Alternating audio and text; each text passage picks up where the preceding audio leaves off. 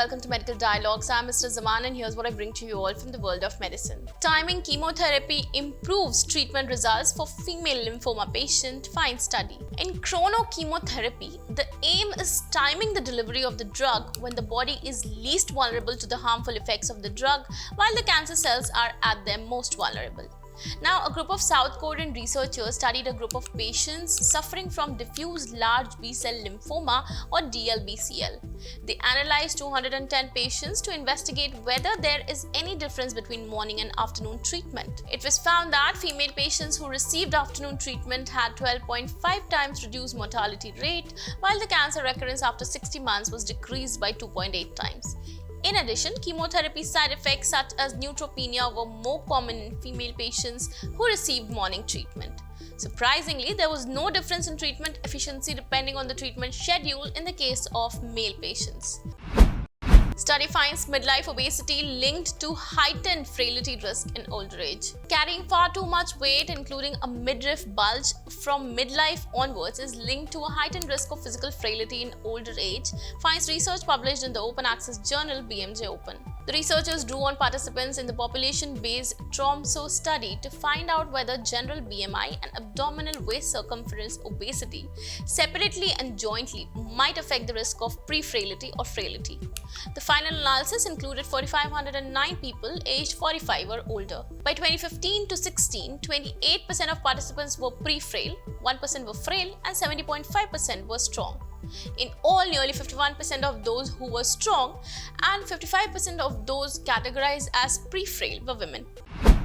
Poor sleep during teenage years may increase subsequent MS risk, says study. Insufficient and disturbed sleep during the teenage years may heighten the subsequent risk of multiple sclerosis or MS, suggests a case-control study published online in the Journal of Neurology, Neurosurgery and Psychiatry. For the study, the researchers drew on a population-based case-control study, the epidemiological investigation of multiple sclerosis or EIMS, comprising 16 to 70-year-old Swedish residents. The researchers focused particularly on sleep patterns during the ages 15 to 19, and the final analysis included 2,075 people with MS and 3,164 without the condition in this age group when recruited to the study.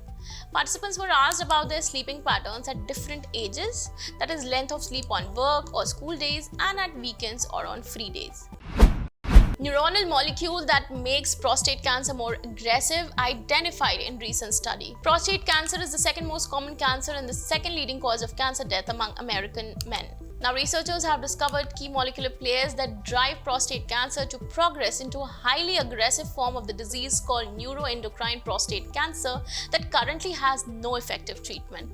The finding uncovers new avenues to explore for therapeutics to treat neuroendocrine prostate cancer. To better understand how neuroendocrine prostate cancer develops, Dr. Languino and colleagues looked for biomarkers of the disease. To look for molecules unique to neuroendocrine prostate cancer, the researchers found that AVB3 integrin expression in prostate cancer cells bumped up the expression of a known marker of neuroendocrine prostate cancer and significantly increased the expression of a molecule called nogoreceptor 2 or NGR2. Dr. Languino and her colleagues wanted to find out what this molecule, a neuronal protein, is doing in cancer. That's all for today. Stay tuned to Medical Dialogues for latest updates.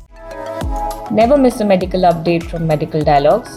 Like, subscribe, and press the bell icon.